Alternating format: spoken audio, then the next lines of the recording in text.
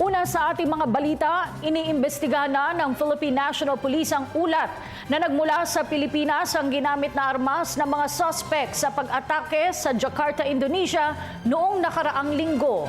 At ayon sa pambansang pulisya, makikipag-ugnay na sila sa kanilang counterparts sa Indonesia upang i-verify ang report. Sa ngayon, wala pa silang kopya ng naturang ulat kaya't hindi pa masiguro ang katotohanan sa likod nito. Samantala, muling iginiit ng mga otoridad na wala silang namomonitor na terror threat sa bansa.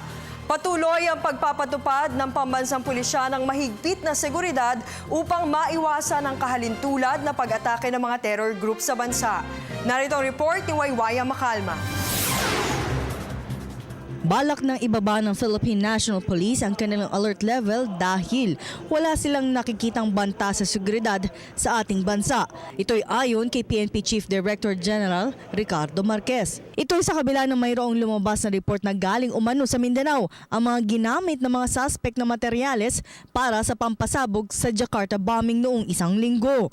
Anya, maghihintay lamang sila sa kanilang counterpart ukol sa report na ito sa bisa ng kanilang Memorandum of Agreement na pinirmahan ng Indonesian Police at PNP. Anya, ang kanila lamang alam ay mayroong nagaganap na smuggling noon ng mga maliliit na bilang ng baril sa Japan at Taiwan na nanggagaling sa Pilipinas. Pero wala anyang report na kasama ang Indonesia sa listahan. Ngunit inaalam pa ito ngayon ng mga otoridad nang sa gayon ay maging handa ang pulisya anumang oras. Gayunman, tiniyak ngayon ng hepe ng pambansang pulisya na walang terror threat sa bansa ayon sa huli nilang intelligence monitoring. Hindi namin alam kung ano yung sinasabi nila. Paano nila sinasabi? Ginamit ko naman sa akin. So, we have memorandum of understanding naman with the Indonesian National Police and sooner we will be able to get this document. None so far. Wala pang yung terrorism there. In this very moment, we are reviewing our protocol. We are reviewing the readiness of our people. Kanya pang iginiit na walang ISIS o Islamic State of Iraq and Syria sa bansa dahil maski ang Anti-Terrorism Council ay walang inilalabas na report ukol rito.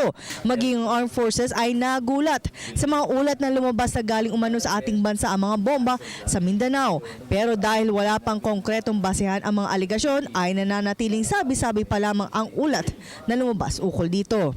We were surprised about it, but anything can happen everywhere.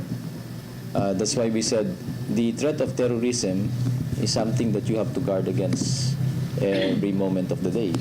It is something that can strike any time. And that's why there's always a call.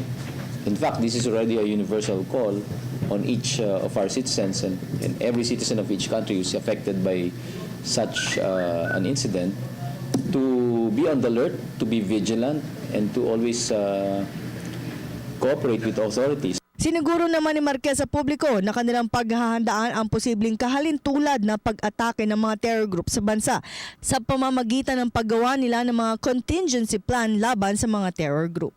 Para sa Telebisyon ng Bayan, ako si Waywaya Makalma.